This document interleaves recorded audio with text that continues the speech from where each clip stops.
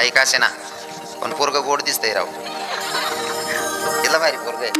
हा, आणि विशेष म्हणजे तू कीर्तन बोलली राही ना, ते जाऊ द्या, पण त्यांना गंध देखील पहिले.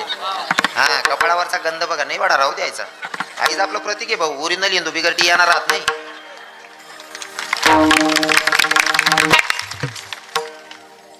ज्या लावतात नाही त्यातले समजे जायला पाहिजे. मन म्हणणं काय, एकाही हिंदूनं बिगर टिळा लावायचं राहायचं नाही दादा.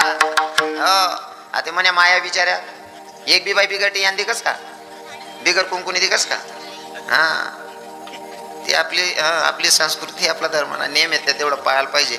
आता तुम्ही कोणीच बोलतात ना का इथला टाला म्हणा, कारण तुमले असं चांगलं म्हणजे ना का तुमले असं किडा पाडशात तुम्ही बोलतात ना का. ते प्रत्येक हिंदूच्या कंपाडावर थोडा का असे ना गंध लावलेला असला पाहिजे. ती आपल्या हिंदू धर्माचं ते प्रतीक आहे आणि प्रत्येकानं स्वाभिमानानं लावलं पाहिजे. बाकीना सांगतस गोहत्या बंद झालीच पाहिजे, गोहत्या बंद झालीच पाहिजे. हो, गोहत्या बंद करणारा आता बंद करायची आहे ना, मग दुसऱ्या लोकांना बोलण्यापेक्षा मला असं वाटतं, गायी पाडणारा कोण आहे माऊली बाबा?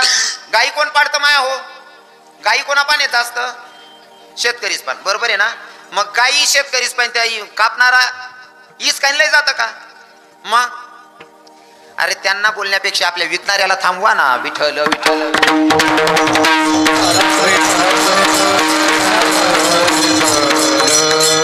पण असं आहे ना, बराच पॉईंट आहेत म्हणा पण या बाबा गुरुजी भाईदास बाबा, बराच पॉईंट आहेत म्हणा पण या बोलासारखा.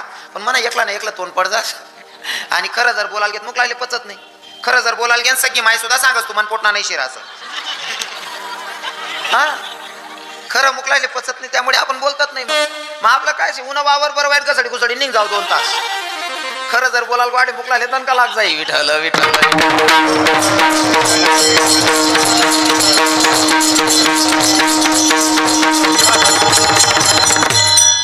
हिंदू धर्मातल्या प्रत्येक तरुणानं कंपडाला गंध लावला पाहिजे. या पोरानं माझ्या बातमीनाट्य वाढवले राव, आणि बोलणंच पडीन माले. तुम्ही बी बहिणी स्वान विवाहित स्त्रीनं कंपड बोलू नका माय बाप, कंपडाला थोडा का ना कुंकुना बोट ठेवत जा बहिणी स्वान. तुम्ही टिकल्या लावू नका असं मी म्हणणार नाही, टिकल्या जरूर लावा, पण टिकलीन काले थोडासा का ना कुंकुना बोट ठेवले जावा बहिणी स्वान. बरोबर आहे ना, कुंकूचा बोट ठेवायचा माया. हो, कारण तुम्ही जो शृंगार करतात ना, हा, तो जो शृंगार असतो ना, त्याच्या मागे काही ना काही कारण आहे. तुम्ही म्हणसान महाराज काय कारण आहे? आपल्या धर्मातल्या स्त्रियांनी जो जो शृंगार केला त्याच्या मागे, प्रत्येकाच्या मागे काही ना काही कारण आहेत. उदाहरण म्हणून सांगतो, तुम्ही कपायले कुंकू लावतीस बहिणी पण टिकली लावतीस, कशी राहते? गोल राहते. बरोबर आहे ना. कुंकू गोलच का लावला जातो किंवा लाल टिकली गोलच का लावली जाते? काय कारण आहे त्याचं? हाई अभंगना व्यतिरिक्त मटेरियल सांग ना तुमले, यांना ना अभंगना काही संबंध नाही. मध थोडं बिवार पडेल म्हणे चाचे चाचे तोर लाई देऊ असं चालू आहे म्हणा. कुंकू गोलच का लावला जातो? कारण विवाहित स्त्रीचं भाव असा असतो की माझ्या नवऱ्याच्या आयुष्याला कुठं थांबा नसावा म्हणून गोल कुंकू किंवा गोल टिकली लावली जाते. बरोबर आहे ना.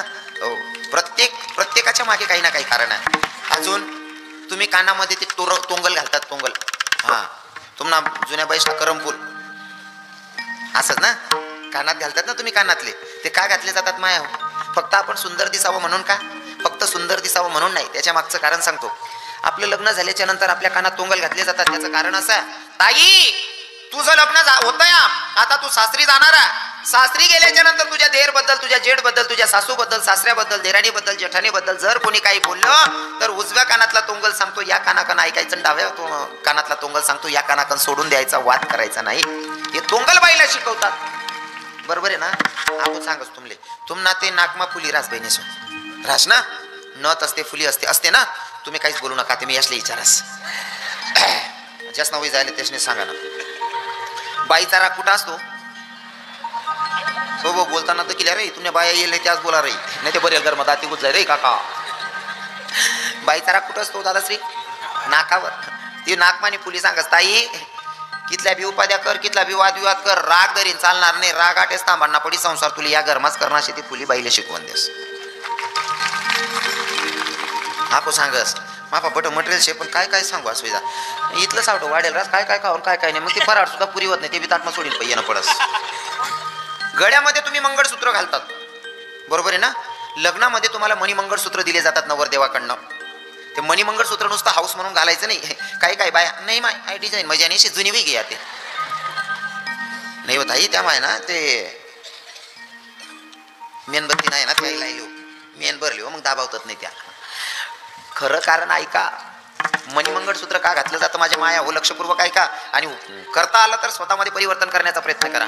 मणिमंगळसूत्र तुम्ही घालतात ना, माझ्या बहिणींना सांगतो, मायाच न घ्या ते बहिणीसले सांगण्याचे, कारण तेच ना काय विचारीस ना संसार वय घ्या तिसले बोलीचे फायदा नाही. तरुण बहिणींना सांगतो, मणिमंगळसूत्र तुम्ही घालतात ना, मणिमंगळसूत्र बाईला उपदेश करतो. मणिमंगळसूत्र म्हणजे काय, तुम्ही 2 डोरले असतात, बरोबर आहे ना, 2, 4, 5 ज्याचे पैसे असतील त्याचे 10, 15 सोन्याचे मणी असतात आणि त्याच्यामध्ये काळे मणी असतात, बरोबर आहे ना. ते मंगळसूत्र बाईला सांगतात, ताई तुझं लग्न होतंय ना, आम्ही सोन्याची डोरलं, सोन्याचे मणी आणि साधे मणी असतील आणि काळे मणी असतील, सगळे एका दोरात राहतोय ना, तसं तुला परिवार धरून एका घरात राहायचंय.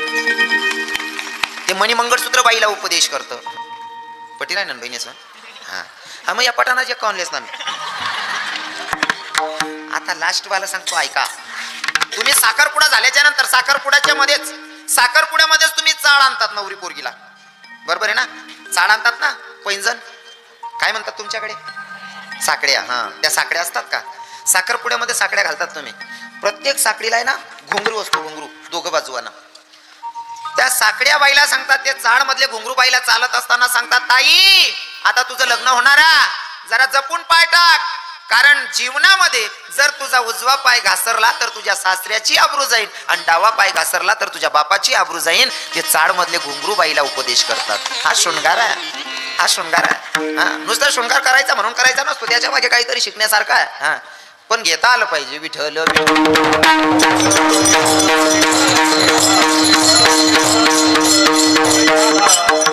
माझ्या पूर्वजांनी उपवास केले, तापवास केले, तुझं मंदिराचा धारवंटा राखला, इतकं सगळं केलंय म्हणून आमचं काहीतरी तुझ्याकडे शिल्लक आहे.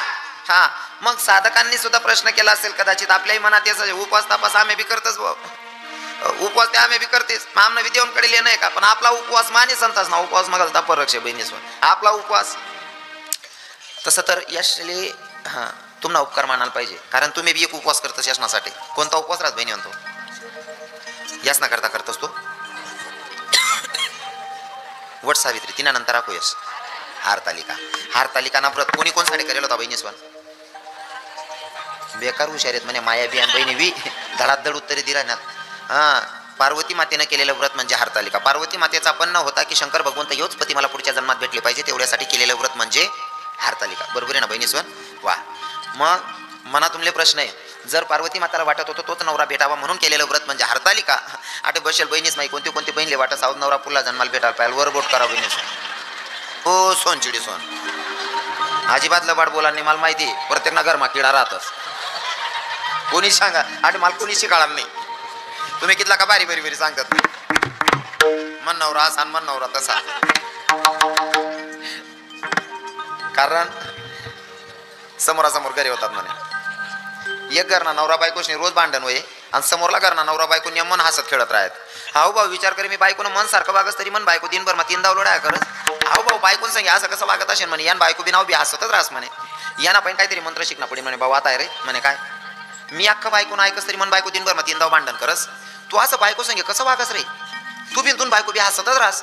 तो म्हणे दादा मना बी घरमा दांगडो शे, पण मी जगानी पद्धत बदलाई टाकेल शे म्हणे. कसं रे, काही नाही म्हणे, आमना घरमा जर दांगडो आहे ना मन बाहेर आणता रांता लाटणं उडी फेकस म्हणे, लागी गे ते ती हसस नाही लागणं ते मी हसस म्हणे, पण दांगडो ते प्रत्येक ना घरमा शिवा सांगानच नाही, कारण गलीमाई फिरो ना तो समजे जात बाबा, गलीमाई फिरो ना 100 घरेस माई एक आवाज निघस, 100 घरेस माई कमीत कमी 99 घरेस माई एक आवाज निघस. कांदान्य म्हणतो राई राई नो दुसरी राती ना काही निघी जाती हो म्हणा भाव. मग आता मला सांगा बहिणी सोन हारतालिका का करते सो सोनचिडी सोन तुम्ही, हो हारतालिका वाल्या बहिणी सोन म्हणे मोठी भाऊ जाईये 2 दिनात लढाई व्हाल नवरा बायकोच नाही, आम्ही जेमतेम आवरत ना दांगडू सांगे सौरी जेवाड. 3रा दिनले हारतालिका. मोठी भाऊ जाई बोलाना बी हिंमत होत नाही, मायसारखी भाऊ जाई काय बोलाना म्हणतं, मन चुलत भाऊ जायशे सक्की चुलत भाऊ जाई, ते ताट बीट गली माई जाई राहिनी म्हणतं वैंजी काय भाऊ म्हणे, कोट चालणार म्हणे महादेव मंदिरवर म्हणतं काय शे आज, हाय आबा तुमले माहित नाही म्हणे हारतालिका शे नाव भाऊ म्हणे. असं आहे का म्हणता, उपास कोण करता रा, प्रत्येक बाई दरच म्हणे. तो म्हणता कसांसाठी म्हणे, तोच नवरा पुल्ला जाऊन मला भेटायला पाहिजे म्हणतं. तू ते परून दिन सांग राही आठे भेटणार वर नको भेटचो.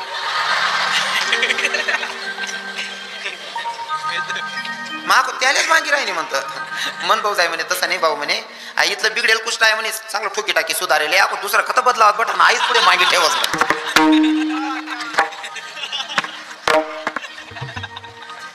आपल्या उपवासामध्ये आणि संतांच्या व्रतामध्ये जमीन और आसमान का जितना अंतर आहे ना तेवढा अंतर आहे. तुकोबारायांनी सांगितलं माझ्या पूर्वजांची ठेव तुझ्याकडे शिल्लक आहे. पण तुम्हाला मला प्रश्न करावा वाटतो बरं का, सांगताना सुद्धा तुकोबाराय स्वतःचं नाही सांगत, पूर्वजांचं सांगतात गुरुजी. हा, माझ्या वडिलांची, बोल नका, माझ्या वडिलांची, हो माझ्या वडिलांची ठेव तुझ्याकडे शिल्लक आहे म्हणतात. बोलू नका, बोलू नका.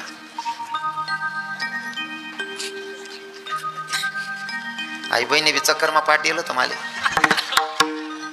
मला सुधरीत राहील त्यांनी पोरशे का पोऱ्याशे. आता नेमकं उलटा असं शेती बहीण पोरे पोऱ्यान गद्दी कस, मी पोरे आहे पोरणी गद्दी कस. सत्यानाशे जाता तथा सत्यानाशे काय करी माणूस. माल जेवता जेवता काम फुट राहता एक दादाशी सांग म्हणे पोरे म्हणे ओ भाऊ कोण म्हणेन पोरशे असं. हा जर मी सांगा ना बाकी ना येडाय जाणं काही विचार राहणार जा. हो पण खरंच एखाद्याला मानून भगवंत असं सौंदर्य देऊन देतो. त्या दिदीला बघून मला इतका आनंद झाला. हो आणि असं नाही ती बहीण अशी डॅन्सर विषय ना, ती बहिणी जर ठराव मला एक बुका मा मुक्का बी कट टाकी. हा काय महाराज सोपं नाही दे, पोर जात नाही एवढं वातावरण बनवणं एवढं सोपं नाहीये. आणि ताई तुम्हाला जर एवढा सपोर्ट असेल, तुमच्या मायबापानं तुम्हाला जर अशी परवानगी दिली असेल तर तुमच्या मायबापांना श्रीमंत मनाचं म्हणावं लागेल. कारण मायबापांच्या सपोर्ट शिवाय पुरी काहीच करू शकत नाही. हा मायबापांचा सपोर्ट असला पाहिजे चांगल्या कामांना. चांगला कामले सपोर्ट करू बहिणी जुवान. हा असं जर काम करत असेल ना पोरगी तर नक्की सपोर्ट करायला पाहिजे. बाकी नाही माया वय व पिंटी तर ना रूम तुला मोबाईल काय को करा ना तर पिंटी मोबाईल ना सांगे कोक असतं ती. चांगला कामेच ना सपोर्ट करू. हा चांगला कामेच ना सपोर्ट करू. विठ्ठल विठ्ठल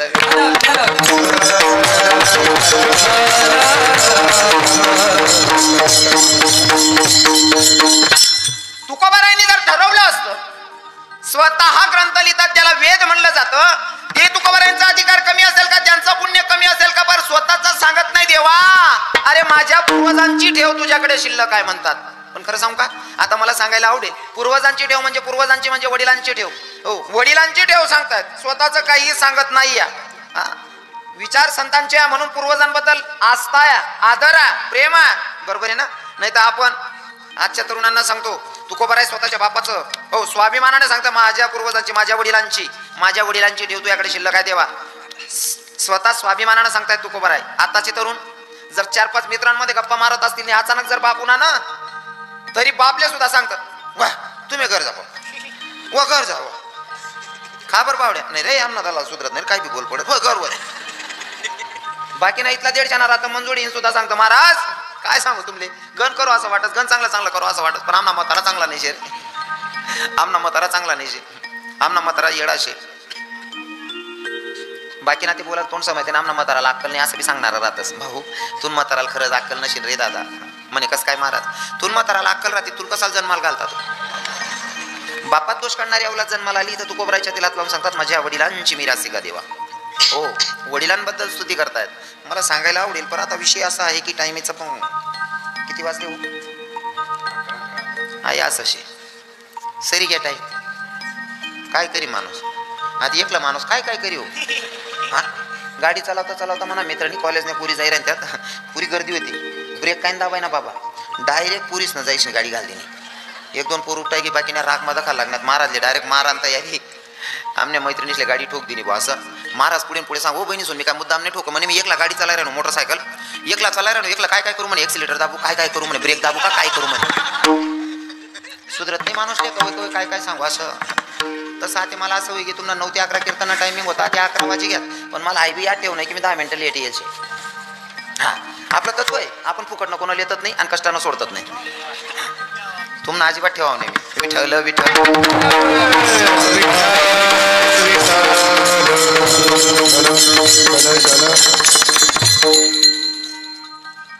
पण आता काय ना तुकोबार इथं सांगतात माझ्या वडिलांची मिरासी का देवा तुझी चरण सेवा पांडुरंगा. साधक भगवंतानं तुकोबारायांना सांगितलं तुकोबाराय तुमच्या पूर्वजांनी काय केलं म्हणलं उपवास पारणी राखीला दारवंटा केला भोगवटा आम्हाला गी. मग आता बघा तुकोबारायांनी देवाला परिचय देताना सांगितलं देवा ऐक ना माझ्या पूर्वजांची ठेव तुझ्याकडे शिल्लक आहे, आणि जर का मी तुझ्याकडे मागणी मागितली आणि तू द्यायला कमी पडला तर यात माझी आबरू जाणार नाही. आबरू माझी जाणार नाही, यात आबरू तुझी जाणार आहे. म्हणजे कसं? फॉर एक्झाम्पल उदाहरण देतो, लक्षपूर्वक ऐका. आता सप्ताह कमिटीवाले सप्ताह करतायत. सप्ताह कमिटीवाल्यांनी सप्ताह केलाय. जर तुम्ही पावती फाडायला जातात, पावती घ्यायची आणि अपेक्षा असते आप्पा तात्या नाना मोठा बो कोणतरी आपले 51,000 1 लाखनी पावती देईन बुवा. मोठा बंगला आहे बो, पैसावाला माणूस आहे, 5-50 हजार लाख रुपये दी टाकी त्यांना भरोसावर या सप्ताह उभा कर देतच आणि जातच पावती देवाले. साहेब आपलं सप्ताहाचं नियोजन आहे, पावती साहेब इथला वजन मग सांगत पंक्तीमध्ये काय काय आहे, भंडारा मग काय काय बनवणं शे या सांगता, काय नाही मसाले भात बीत असं छोटं मोठं करता. नाही नाही वजनात करा, काय लागलं मला सांगा. अरे जे करायचं ते करा, काय लागलं तर मला सांगा. म्हणे पावती ती फाडल्या करा 151. आता माल सांगा याने कितली विसरी म्हणती होई, आपले काय गांठी होऊन का? हा एवढे पैसे आहेत ना, हा म्हणत असं 151 करा. समजा सप्ताह कमिटीवाले वाद करण्यापेक्षा 151 लईस येतच आणि चौकमा चांगला बी बसेल राहतस आणि वाईट बी बसेल राहतो. चौकमाना 2-4 टोल्या पुरेश नाही. सप्ताह कमिटीवाला विचारू काय राहतात द्या बंगल्यावर काय देणार पावती लेवाले, हा भो कितला देणार रे 151. आता या टिंगल करणारच नाही. ऐका नंतर आता मला तुम्हाला प्रश्न करायचा आहे, टिंगल करणारा जर टिंगल करेल तर इज्जत कोणाची जाईल? पैसा देणाऱ्याची का घेणाऱ्याची? देणाऱ्याची. बरोबर आहे ना, देणाऱ्याची. तसंच तू कोबरा सांगतात. मी तुझ्या दारात आल्या त्यानंतर तू जर का मला काय दिलं नाही, मी खाली हात टाकून गेलो ना, तर यात माझी जाणार नाही, लाच तुझी जाणार आहे. हा पण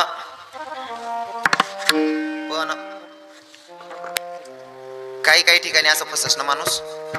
एक गावात मंदिर होतं, मंदिराचा पुजारी पडको मंदिर जुनं मंदिर होतं. पुजाऱ्याला असं वाटणं हाय मंदिरला थोडंसं वर टाकून कलर वगैरे कर देऊ बा, रंगरंगोटी वगैरे जर उभारी पण दिकेन मंदिर.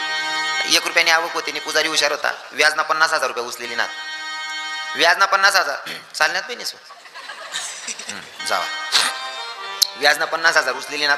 मंदिरले रंगरंगोटी कलर वगैरे करायचे. मंदिरना पुजारी इथला हुशार होता. म्हणे आपल्या असं करणं त्या आरतीला डायरेक्ट राजालेच बोलावणं शे.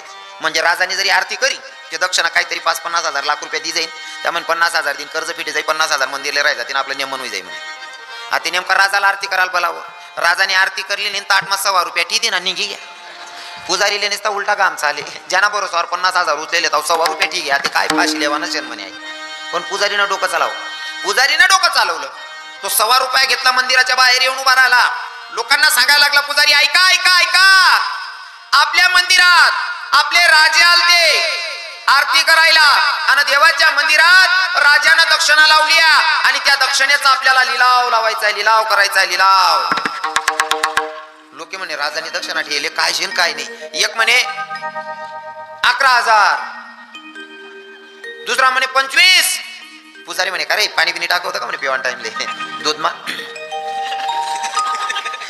तुम्ही लगेच तरी नजर जा असं काय माहिती सांगा करता थोडी येईल मॅट.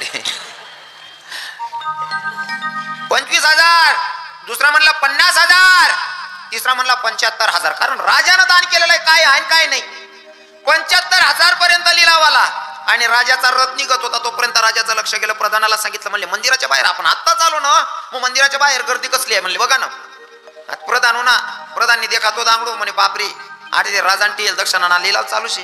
प्रधान पळत पळत घ्या म्हणे राजे म्हणे काय तुम्ही जी वस्तू तिथं मंदिरात दान केली ना म्हणे हा त्या वस्तूचा लिलाव चाललाय म्हणे. कटपर्यंत जायला म्हणे 75 लाख. कदाचित मी आता होऊन 1 लाख बी सॉरी 75,000 मी आता होऊन ती 1 लाख बी बोलती नव्हती म्हणे कोणी. राजा पयत पयत पुन्हा पुजारी ना हात धरले ना म्हणे भाऊ मीच लेस म्हणे वस्तू 1.25 लाख रुपये देस म्हणे. काय सांगितलं 1.25 लाख रुपये दे फक्त मूठ उघाडजो नको म्हणे. कारण मूठ उघडल्याच्या नंतर इज्जत कोणाची जाणार होती? राजाची. तवस पाहिजे मन पडेले जाकेल मूठ. राजानं सांगितलं 1.25 लाख देस फक्त मूठ नको उघाडजो म्हणे. देणाऱ्यानं देताना हुशारीनं द्यायचंय. बरोबर आहे ना. हा बाकी नसले असं वाटत सप्ताह त्याच नाही करले तीन भाऊ तसं नाही राहत.